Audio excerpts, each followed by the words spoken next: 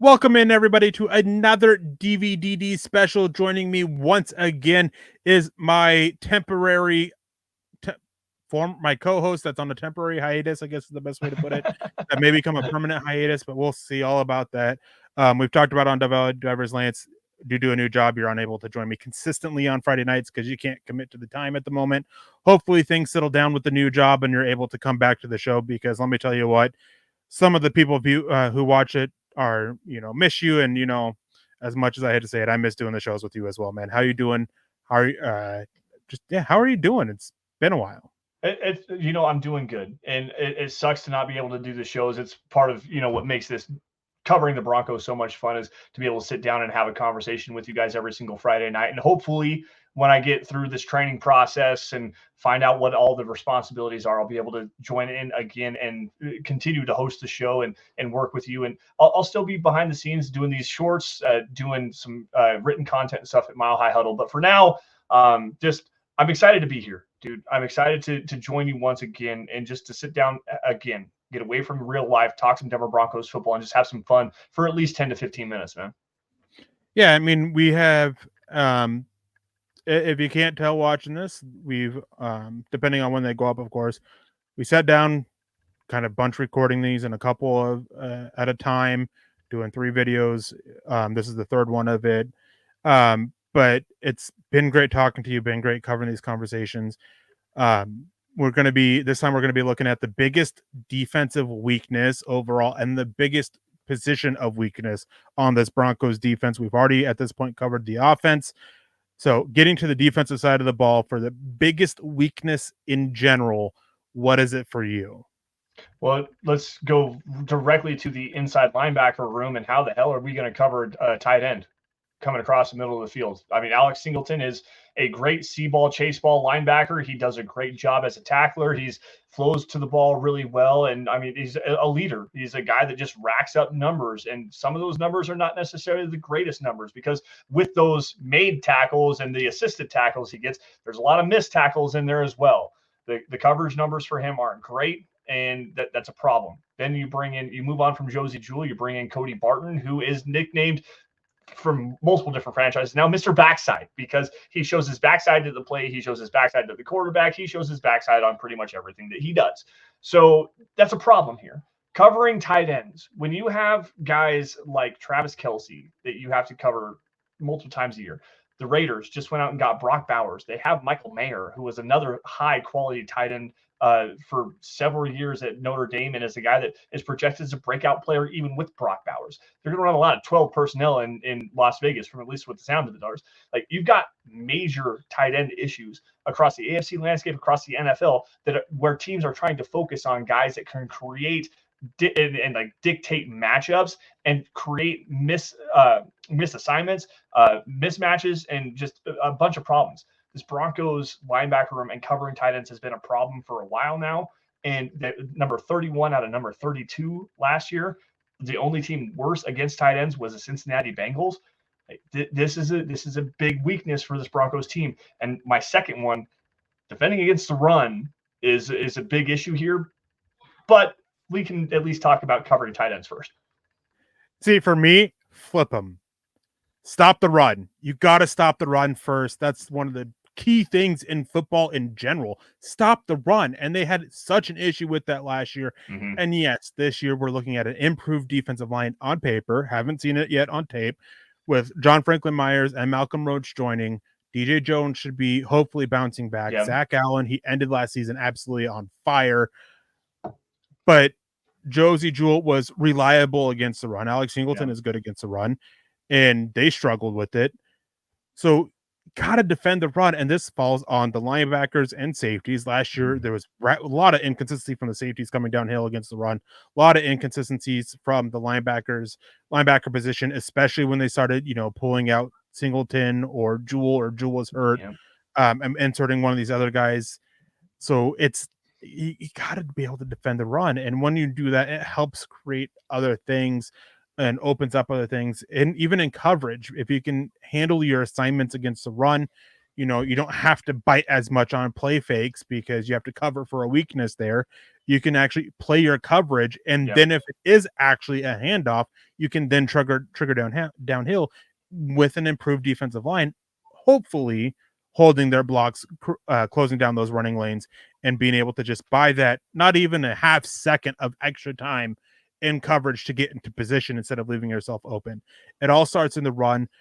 Good news is, and some of this, it seems to be through training camp already, some good news. Obviously, with pads coming on, we got to see a little bit more physicality. That seemed to be happening here on the defensive side of the ball. And I mean, still have a lot of questions about the linebacker position, but and I'll pass this off to you. At least elsewhere, there's been some good news, I guess, about the physicality on this defensive side of the ball. Yeah, going through multiple different reports coming out of training camp, whether it's been Troy Rank, Benjamin Albright, Ryan Edwards, I believe, from KOA, they all talked about the physicality of the safety group this season. While they are missing the dynamic playmaking ability of a guy like Justin Simmons on the back end, this safety group is very, very physical, whether it comes to defending in the run, whether it's defending against the pass, specifically in the box. When you got guys like Brandon Jones, who's been out there just – while they haven't really been able to show like the first couple of days that physicality, they're putting themselves in the right position and gearing themselves up to make these big plays, whether it's Brandon Jones, whether it's JL Skinner, whether it's PJ Locke, who's also a physical type of player, whether it's Caden Stearns, who just came off the PUP list the other day. Like, this physical safety room is kind of creating a different dynamic ability. And that kind of leads me to believe that, like you said, you know, where it starts up front with the running game, these safeties crashing their gaps, understanding what the defensive line are doing with their gap and a half assignment, with these linebackers flowing to the football, because Cody Barton, as bad as he is in coverage, is a quality C-ball, chase ball linebacker. Alex Singleton, as bad as he is in coverage, quality C-ball, chase ball. If you guys can get everything in alignment, get these defensive linemen that can actually hold their gap and a half integrity the way they're supposed to in a Vance Joseph defense, these safeties can flow, they can hit, they're fast, they're athletic, they're tough, and man, it could create a very fun defense to watch, especially against the run. I got to see more in what they're able to do, stopping these tight ends over the middle of the field, because it's been the Broncos' kryptonite for the past 3 years. So you and I, we're pretty much eye and eye on the biggest weakness of it, covering tight ends, stopping the run. The bigger issue for us just happens to be flipped. Now, I think it's going to be pretty safe to say this, that we're going to be, you know, eye to eye exactly on the weakest position on this Broncos team, with it being linebacker. Yeah. Alex Singleton has serious concerns of coverage, which is a big issue for you with covering tight ends. And then next to them, you know, Cody Barton or Jonas Griffith, how are they going to do against the run? How are they going to do in coverage? Complete unknowns. A lot of Bronco fans underrate how good Josey Jewell was. I don't want to sit there and come off like he's great or one of the best linebackers ever. He was consistent. He was reliable. But yes, there were health concerns and there were issues with his play at times. But he was at least consistent and reliable for 99% of his plays on the field. And that is going to be missed when you don't get somebody who's nowhere near as consistent or reliable. And replacing him isn't going to be easy. One thing that it rings true year in, year out, you can see what the NFL thinks of you when it comes to contracts. And when you look at Cody Barton, he got a second year in a row of a 1-year deal for chump change at the linebacker position, essentially, whereas Josey Jewell got a pretty sizable deal for the linebacker position. And Cody Griffith is the or Cody Barton, excuse me, is the fan favorite to replace Josey Jewell as a starter. For me, I'd rather see Jonas Griffith there based on what we've seen with him, but he has issues staying on the field. So many concerns with this room, from play to injuries to consistency to, you know, just how they mesh, that for me, I mean, I'm concerned about the safety room. I have concern about cornerback number 2. I have concerns about if we'll see the defensive line on paper turn out as good as on in the games, and the depth at edge. But linebacker from top to bottom is an issue for me. Yeah, I think a big thing is, how are the Broncos, and I know that this is going to sound crazy, but how are the Broncos going to replace what they expected Drew Sanders to be right now?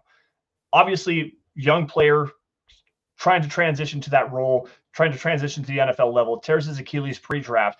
They had expectations of him being a high-quality contributing player for this defense. And so far throughout this offseason, they haven't gone out and done anything to really replace that that kind of a player, another rotational piece to add to this with high upside, with high athletic potential.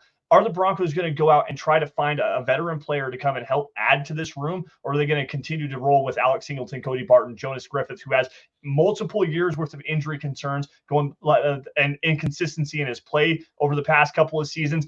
Do they trust Justin Sternad to put everything together? This linebacker room not only lacks talent on the top end, it lacks depth in a major way. And you've got the new kickoff rules where these players are going to be on the field even more often. So how do the Broncos navigate this linebacker room? How do they move going forward throughout training camp, throughout the rest of the season? It's going to be very interesting to watch, man. Yeah, as I kind of alluded to earlier, obviously the improvements on the defensive line, if they materialize during the games, they can help ease some of the issues with the linebacker play, which going back to last season, Josie Jewell and Alex Singleton, they were not helped by the play of the defensive line whatsoever. No. Guys were consistently getting off that first block because, some of the players they had seeing sizable amount of time on the field were consistently put in the dirt. That allows the blocker to get to the second level. Yep. You need these defensive linemen to hold their blocks and help ease the pressure on these linebackers. And that may be one reason why they're kind of willing to let Josie Jewell go and roll with some of these guys. I wouldn't mind seeing a veteran added just because of the depth in this room is such a concern. Yep. You have, after Cody Barton and Jonas Griffith, you have special teams guys and an undrafted rookie. Yeah. As competing for it. And as much as Sean Payton has hyped up Lavelle Bailey, again, it's all hype in practice. You haven't seen it on the field in an actual game setting yet. He has to compete to make the roster first, let alone a starting job. I'm not putting a lot on Lavelle Bailey to be the starter here. No. So it is a very serious concern for me when it comes to the position. And you know what? It's very easy to come to that conclusion when both of our top two weaknesses overall for this defense is covering tight ends and stopping the run, which falls so primarily on the linebackers here, and being able to, take advantage of the blocking up front of them to get after the play, or being in the right position and coverage to help handle the tight ends. Now, of course, yes, safeties, edges, defensive line, they all have a hand on it in those aspects of it. Getting, consistent pressure on the quarterback to lower the time for the tight end to get open, or safeties, helping cover and be in the right spot in zone. And defensive line, as I said, holding their blocks, edge rushers holding their blocks against the run, opening and creating gaps for the linebackers to shoot. It's not a single position thing, and I'm trying not to make it come off as such. It's just so much falls on the linebacker position. It is one of the more difficult positions to translate to the NFL or transition to from the NFL from college football because there is so much to it. It's like tight end. You have to do everything from the linebacker position to be a good enough starter in the NFL, let alone a great one. Yeah. And of course, we do have to talk about this real quick, briefly, just mentioning it. There was a big hit prior to the draft with Drew Sanders going down. I don't know for sure if he was going to be at the edge or linebacker position, but whatever the case, he was a loss because of his athletic gifts if he was able to grow and develop. But again, we don't know what position he was, and there was still so much betting on him growing and developing as a football player and not just being an athlete out there on the field. Yeah. Still a loss, still something that hurts. He's on the physically unable to perform list. We'll likely start the season on there as well. Maybe we'll get to see him towards the end of the game.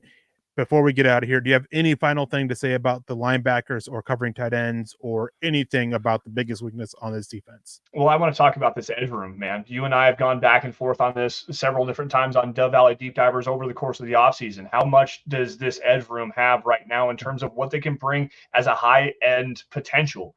There's a lot there. Baron Browning, if he's healthy, can be a legitimate Batman. Like, this is a guy that can really wreck shop and be a game wrecker for you coming off the edge.